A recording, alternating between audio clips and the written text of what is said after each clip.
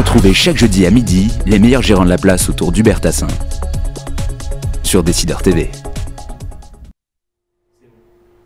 Bonjour, les décideurs de la gestion, vendredi midi. Nous faisons le point sur les marchés, sur l'actualité économique générale. Nous ajustons les positions, nous essayons de trouver des pistes d'investissement. À mes côtés, Christian Ginalac, Gaspard Finance. Bonjour Christian. Bonjour. Bien, donc le schéma, vous le connaissez. D'abord de l'actualité, puis de la gestion, et puis sur le même site, sur un lien voisin, vous pouvez trouver les conseils précis. Alors l'actualité, Christian, c'est ce plan Hollande. Est-ce que c'est une divine surprise? Il y a le plan Hollande, et puis il y a la une du journal économique The Economist, qui dit que la France est la bombe à retardement de l'Europe. Comment est-ce que vous jugez tout ça? Alors, sur The Economist, on s'attend à pas moins des Anglais. Je vois plusieurs choses. D'abord, je trouve formidable qu'un magazine provoque chez le Premier ministre d'un pays comme la France une réaction directe. Ça montre quand même l'influence que peut avoir ce média dans le monde de la finance et voire même de la politique. Deuxième réflexion, les Anglais, ils nous ont toujours tiré dessus. Ils vont continuer. Ce que je crois aussi, quelque part, c'est que c'est peut-être chez eux un réflexe de défense. Parce que s'il y a une économie qui est malade en Europe aujourd'hui, c'est en dehors des Grèce, Portugal, Espagne qu'on connaît bien, c'est bien l'Angleterre. Alors on en parle beaucoup moins parce qu'ils ne sont pas dans la zone euro, mais leurs chiffres économiques sont dramatiques. Leur déficit, 9%, 4% d'inflation. La Banque d'Angleterre rachète tous les emprunts d'État anglais, se retrouve à la tête de, je crois, 30 ou 40% de la dette anglaise. C'est une situation catastrophique. Alors, quand on est dans cette situation-là, ils bénéficient du fait que c'est eux qui appuient sur le bouton de la Banque d'Angleterre, qui n'a rien trouvé mieux pour renflouer les finances publiques de l'Angleterre que de rendre à l'Angleterre les intérêts payés sur la dette. Comme la Banque d'Angleterre ne paye pas d'intérêts puisqu'elle n'emprunte pas, donc ça veut dire que c'est comme si le gouvernement anglais empruntait à 0 coupon. C'est formidable. C'est formidable. Voilà. Alors ça, c'est une incidence en Angleterre. Maintenant, sur la France, il est clair qu'il faut qu'on fasse un grand pas vers des réformes structurelles très fortes. Je crois que ce qu'a fait Hérault, c'était important, c'était aussi nécessaire. Je ne suis pas sûr que le timing de sortir ces mesures, alors que le Fonds monétaire international, le même jour, sortait des prévisions sur la France qui étaient difficiles. Est-ce que c'est le hasard? Je ne suis pas sûr. Ce qui m'inquiète, c'est que on parle en France beaucoup de hausse des impôts, parce que ça, on a des fonctionnaires formidables pour récolter l'impôt. À mon avis, les Grecs devraient faire un stage chez nous, les impôts grecs, ils apprendraient des tas de choses. Par contre, on ne sait toujours pas concrètement comment réduire la dépense publique, qui est quand même un des taux les plus élevés dans le monde. Alors si on ne sait pas faire ça, alors qu'on a des chefs d'entreprise formidables en France qui savent vous réduire de la dépense d'une manière extraordinaire, et nous, on ne sait rien faire. Et ce que je constate dans ce que dit Hérault, il dit « je vais baisser les impôts des entreprises », c'est très bien, ça, tout le monde est d'accord, mais rien de concret sur la dépense de l'État. On avance des chiffres, mais pas de moyens. D'une manière générale, c'est quand même c'est un pas dans le bon sens. Voilà, c'est un pas dans le bon sens après un début de gouvernement un peu chaotique. Oui, et ce que ça veut dire aussi, c'est qu'en fait, avec les nouvelles mesures prises au niveau de l'Europe, un gouvernement de la zone euro n'a plus de marge de manœuvre budgétaire. Un haut fonctionnaire, pour faire un trait d'humour, nous disait l'autre jour, si on mettait Mélenchon à la tête de la France, ça ne changerait rien. Le budget ne changerait pas. Peut-être que ce ne seraient pas les mêmes qui payeraient. Mais enfin bon. Bien, alors justement, conjoncture européenne, vous voyez ça comment? On commence à dire que le plus bas conjoncturel se trouverait entre le premier et le deuxième trimestre de l'année prochaine, et donc on pourrait commencer à anticiper en bourse. C'est votre scénario? Moi, j'ai pas de scénario, mais je crois que beaucoup va dépendre de la Commission européenne et des entités de l'Europe, puisque la question qui se pose, c'est est-ce qu'il faut continuer à appuyer sur les dépenses des États pour permettre d'ajuster les ratios, ou est-ce qu'il faut redonner un petit peu d'aisance pour permettre une certaine croissance de revenir? Parce qu'il est clair que plus la croissance est faible, plus les recettes fiscales sont faibles, et c'est un frein fort à la diminution des déficits. Donc le débat est clairement là. Ce que je constate, c'est que l'amélioration des déficits tient beaucoup plus, notamment au niveau de la balance extérieure, la diminution des importations due à une activité économique faible qu'à une augmentation des exportations. Ce qui en soi n'est pas sain. C'est pas sain, ça. Non. Bien. Alors, on passe de l'autre côté de l'Atlantique, donc réélection plus ou moins triomphale de Obama, mais partie du Congrès républicain. Donc cette falaise fiscale, qu'est-ce qu'il faut craindre, qu'est-ce qu'il ne faut pas craindre on a tous les fantasmes. On a un État qui aide énormément l'économie, est-ce qu'il va continuer, quoi, ouais. Pour le dire. Alors, on est en situation de cohabitation, hein, puisque le Parlement est républicain et est resté républicain. Le Sénat, il est démocrate, mais modérément démocrate, je dirais, puisqu'ils sont presque à 50-50. Mais enfin, la Chambre des représentants, clairement, est républicaine. Situation de cohabitation. Alors, ce qu'on peut se dire, c'est que maintenant que la campagne électorale est terminée, on peut peut-être rentrer dans le vif du sujet, alors qu'avant, on était dans la posture. Voilà, on s'envoyait des noms d'oiseaux et on se disait que c'était impossible de faire un pas dans un sens ou un autre. Je remarque quand même qu'Obama veut toujours taxer un peu plus les riches et que les républicains disent toujours que c'est impossible. Compte tenu des enjeux, la plupart des commentateurs, des experts disent qu'on finira par trouver un arrangement. Ils n'ont pas les moyens de refuser de ça prendre la coûterait falaise dans la très figure. cher. Oui. Et je trouve très astucieux ce système par lequel on dit, si vous n'entendez pas, ben, automatiquement, on fait des coupes sombres. Oui, ça pourrait donner des idées, peut-être à des gouvernements. Oui, ça c'est... Bien, allez, on finit le tour du monde. En Chine, donc un nouveau Xi Jinping, il va falloir commencer à s'habituer à le prononcer. Est-ce que cette reprise économique qui a été quand même amorcée, ce soutien à l'économie, on va en voir des effets? Alors, moi, j'y comprends rien à ce qui se passe dans le gouvernement chinois. Oui, j'ai appris qu'il allait prendre le pouvoir qu'au mois de mars, je crois. Ils sont 7 au lieu de 9. Alors les gens disent, oh ben s'ils sont que 7, c'est qu'ils vont continuer, il n'y aura pas de grand changement. Ce que je crois quand même, c'est que la Chine est un des pays qui a encore de la marge de manœuvre pour relancer son économie. Ça c'est plus important. Ils n'ont pas de dette, ils n'ont que des réserves, et donc ils peuvent les dépenser.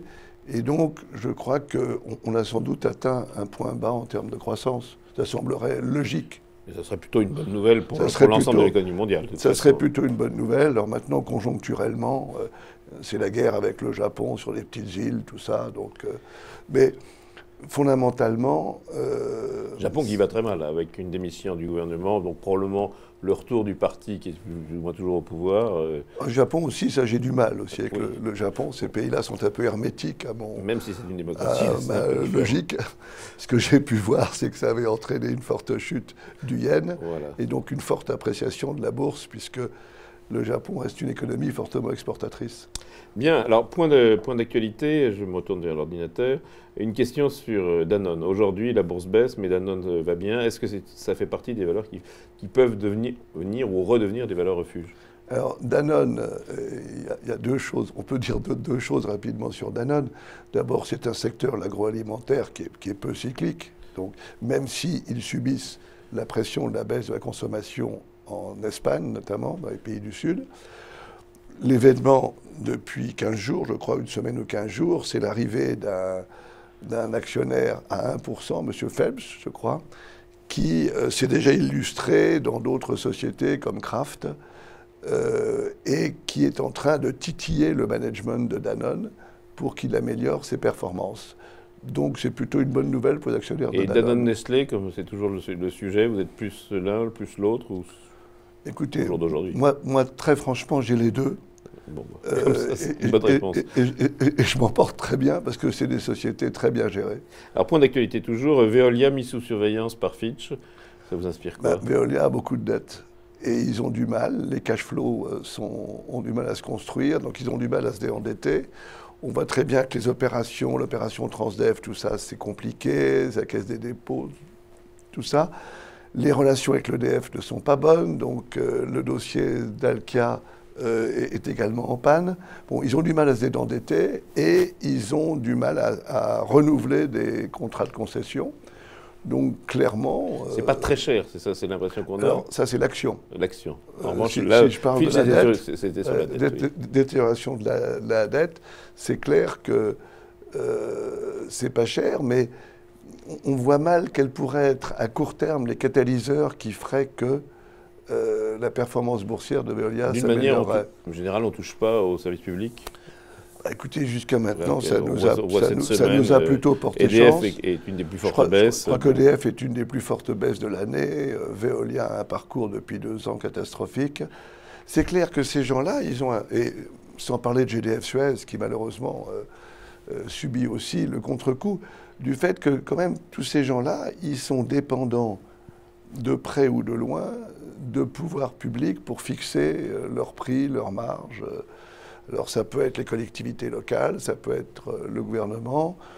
On le voit à chaque fois que GDF Suez doit augmenter le prix du gaz, où ils disent c'est impossible.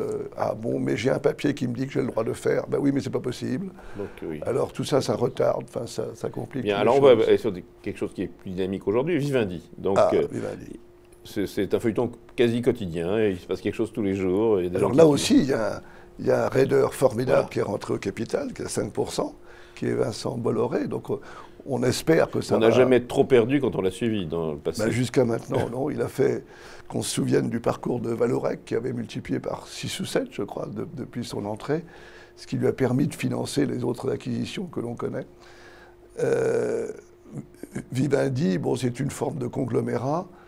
Le téléphone a été formidable, et puis depuis l'arrivée d'Iliad et la baisse de la consommation, notamment dans les pays d'Europe du Sud, parce qu'on s'est rendu compte quand même que, vu l'augmentation de la facture des téléphones mobiles, le consommateur, eh ben, il finit par réagir. Il finit par réagir, oui. Il prend l'abonnement le moins cher. Et notamment le marocain ou le brésilien. Voilà. Et on avait cru qu'on pouvait indéfiniment traire la vache du consommateur de téléphone. Alors justement, Iliad, ça cannibalise complètement ses marchés, c'est des chiffres extraordinaires. Iliad, c'est formidable, et en plus, ça gagne de l'argent. Oui, ce qui montre bien qu'il y avait du gras. Ça montre qu'il y avait du gras. Et donc les autres, eh ben, ils sont forcés de se dégraisser, de se remettre au niveau. Bouygues ? Et Bouygues, lui, c'en est au point, si j'ai bien vu la presse de ce matin, que les cash flows dégagés par les télécoms ne seront pas suffisants pour financer les programmes de la 4G, qui est la transmission du futur de gros débit. Or, dans les pays développés, les gens voudront la 4G. Donc plutôt des problèmes. Donc peut-être que Bouygues va être obligé de remettre de l'argent. Actualité assez rapidement, les banques. Donc à la fois on a une question sur la Société Générale. Natixis baisse après son 3e trimestre et malgré la confirmation de la nomination de son président, du président de BPCE. Le Crédit Agricole, ça va moins mal que ce qu'on craignait. Qu'est-ce que vous pensez du secteur en général ? Ce que je pense, c'est que ce que les chiffres ont montré, c'est que le secteur qui était le béton, je dirais, de la banque, qui était la banque de détail, commence à souffrir un peu. Oui. Et ça, c'est nouveau. Et c'est ça qui affecte, je pense, le fait que le Crédit Agricole, Natixis ont plutôt baissé en bourse ces derniers temps, parce qu'on se raccrochait à ça en se disant, s'il y a quelque chose où ils vont continuer à gagner beaucoup d'argent, c'est bien ça. Or, ce qu'on s'aperçoit, c'est que les taux sont à 0, donc les dépôts à vue ne rapportent plus rien. Les clients ne vont plus chercher des produits financiers parce qu'ils n'ont plus confiance dans les marchés. Ils prennent sur leur épargne pour payer notamment des impôts. La séance d'hier a été très lourde dans la poche d'un certain nombre d'entre nous. Et tout ça, bah, c'est pris dans quoi? Dans les produits financiers. Oui, c'est certain. Et puis, finalement, ces réseaux bancaires souffrent aussi parce que la demande de crédit est très faible au niveau des PME. Et donc, les ingrédients ne sont plus là. Alors, on disait il y a un an, le mal, c'est la banque d'affaires, la banque d'investissement, etc. Heureusement qu'il y a et là, aujourd'hui, on est... le retail. Aujourd'hui, on dit la banque d'investissement, ça va un peu mieux, parce que notamment le marché obligataire a été formidable cette année. Mais alors, la banque retail, c'est bien, c'est très solide, mais... Le secteur n'est pas très cher. Non, alors le secteur n'est pas cher. Vous achetez certaines actions? Moi, j'ai toujours un petit peu d'actions bancaires depuis 6 mois, parce que d'acheter des banques à 40, 50, 60, voire 70% des fonds propres, c'est pas cher quelque part. Ça veut dire que le fonds de commerce est valorisé à 0. Alors, tout ça mettra du temps à se remettre. Il y a des incertitudes fortes sur la réglementation. Il y a une économie qui n'est pas bonne pour le secteur bancaire. On vient d'en parler. Quand l'économie européenne est en récession, les banques ne peuvent pas avoir des profits extraordinaires. Et dans les banques, vous allez vers la grande qualité, la BNP, ou le risque la BNP, c'est de loin la meilleure. Et en fait, c'est celle avec laquelle on finit par gagner de l'argent parce qu'elle baisse beaucoup moins que les autres et qu'elle se reprend très bien aussi. Un dernier point d'actualité, Seb qui a l'air de patiner en Chine. Et là, j'ai une question sur BIC qui estime être défavorisé par une taxe anti-dumping en Chine. Alors, est-ce que la fin de l'Eldorado, est-ce qu'il y a un stop à l'Eldorado comme il y avait eu finalement sur le lait de Danone? Alors, ce que je crois, c'est qu'on est confronté, comme souvent en France, par le fait qu'on a des champions, mais dans des produits milieu de gamme. Clairement, l'électroménager, même si Seb déborde d'imagination et invente des machines formidables, ça reste quand même des produits à technologie relativement faible, BIC aussi. Et on voit très bien que là, on subit à plein la concurrence de fabricants locaux. Qui savent faire, oui, donc. Qui savent faire, qui copient, qui se débrouillent. Et le presse purée, c'est fini. Alors, le presse purée, c'est fini depuis très longtemps. Mais quelque part, je suis sûr que Seb et BIC vont souffrir du fait que... Ils ont été un peu les chéris du système. C'est un peu comme les Peugeot. Oui. En France, on fait des véhicules milieu de gamme, quoi. Donc or, les Allemands gagnent de l'argent. Pourquoi? Parce qu'ils font des véhicules haut de gamme. Nous, les sociétés les plus prospères chez nous, c'est les gens comme LVMH. Ce sont les sociétés de luxe, c'est Hermès. Parce que, même en période de récession, le luxe n'a pas de prix. Ceux qui souffrent, c'est ceux qui sont au milieu de gamme. Et ces deux-là sont un symbole. Voilà. Et je regardais ceux qui sont aussi très bas de gamme. Voilà. Et j'ai un exemple à vous citer. Je regardais ce matin l'une des meilleures performances boursières depuis le 1er janvier sur la bourse espagnole, c'est Dia. Oui. Et Dia, vous vous souvenez que c'est la société de low cost de distribution du groupe Carrefour qui est introduit en bourse dans l'Espagne. Donc on tourne la page actualité, voilà. Gestion. Alors première chose, que faire avec les pétrolières? C'est quand même une question qui revient régulièrement. Cette histoire de gaz de schiste aux États-Unis nous fait penser à certains que l'énergie va être de moins en moins chère. Qu'est-ce qu'il faut faire avec les pétrolières aujourd'hui? Alors, dans le pétrole, il y a deux grands secteurs. Il y a les majors, les producteurs, les Total, Royal Dutch, etc. Ceux-là, ils sont déjà dans le gaz de schiste. Et ceux-là, ils souffrent plutôt de la faiblesse de la demande, de la concurrence des pays producteurs qui prennent de plus en plus d'importance. Et en contrepartie, ils offrent un très bon rendement. Donc, ce sont des grosses vaches à lait. Oui, c'est des vaches à lait. Donc et là où se fait la différence, là où on peut gagner de l'argent, c'est sur les sociétés qui leur fournissent de la technologie. En France, c'est les Technip, Bourbon, CGG Veritas, etc.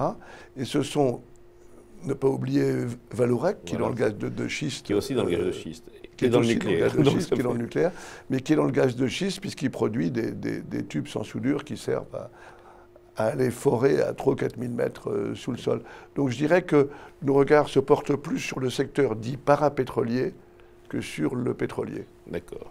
Alors, autre question de gestion, où Valor, c'est quelque chose que vous surveillez, Christian? Ah bah oui, on surveille ça parce que tout le monde a un petit peu d'or, surtout quand on est français.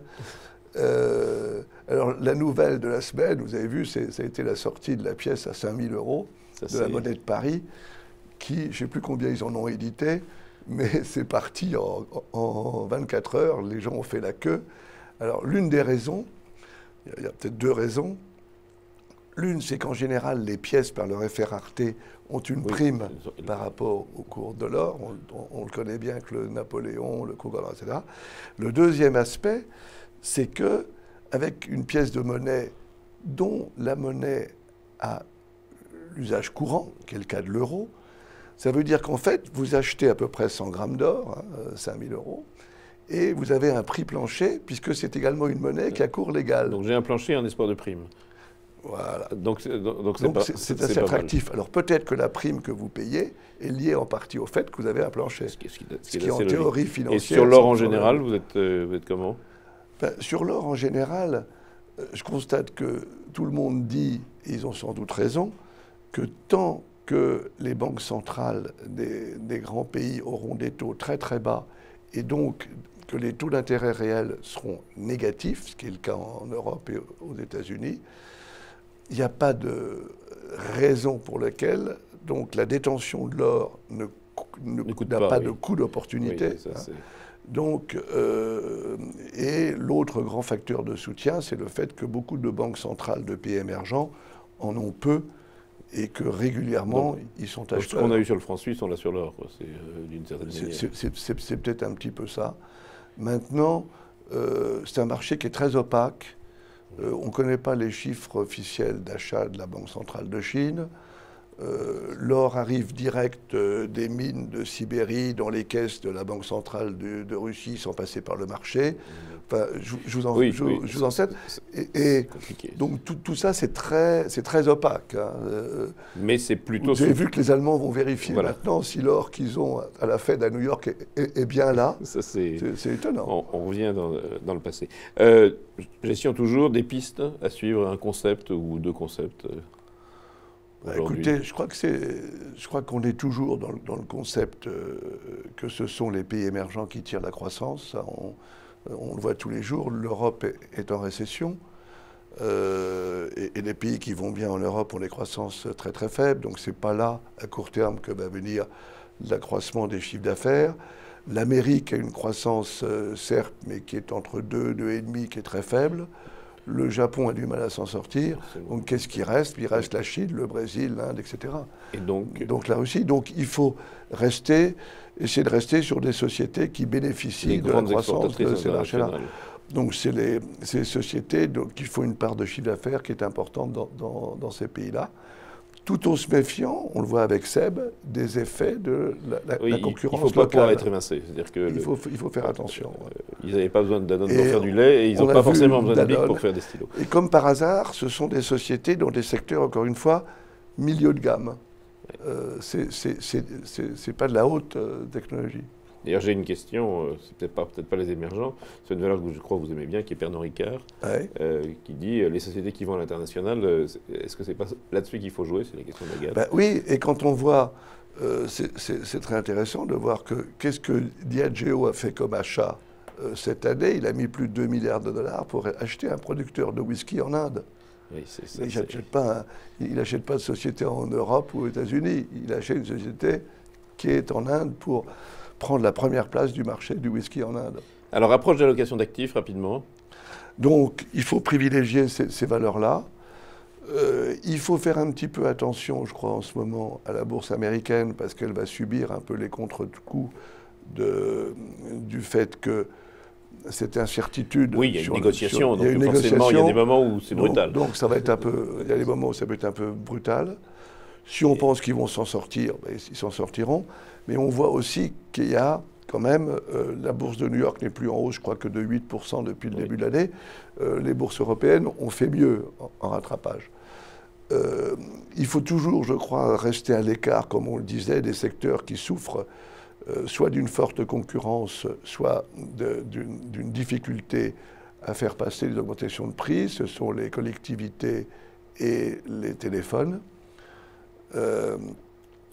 Les valeurs cycliques, alors ça, voilà, c'est la question. C'est le grand pari. Est-ce qu'on met du cycle peu, beaucoup Est-ce qu'on met de l'automobile? Est-ce qu'on met de la construction, du etc. Lafarge, voilà. du Là-dessus, je constate quand même que Lafarge est la plus forte hausse de la Bourse de Paris de cette année. Donc, les valeurs cycliques ont bénéficié d'anticipation déjà de reprise pour 2003. Je suis encore prudent sur les valeurs cycliques, je suis prudent sur l'automobile, je suis prudent sur l'acier. Je crois que l'immobilier va avoir du mal à travailler, donc les conséquences sur l'acier, etc. Sur le verre aussi. Donc un peu de prudence. Ouais. Ce sera le mot de la fin de cette émission. Les décideurs de la gestion l'analysent. Merci. Rendez-vous la semaine prochaine, même heure, même endroit. Et pour les conseils précis sur le site sur lequel vous êtes, vous pouvez cliquer sur l'émission. Les décideurs de la gestion s'engagent, les conseils.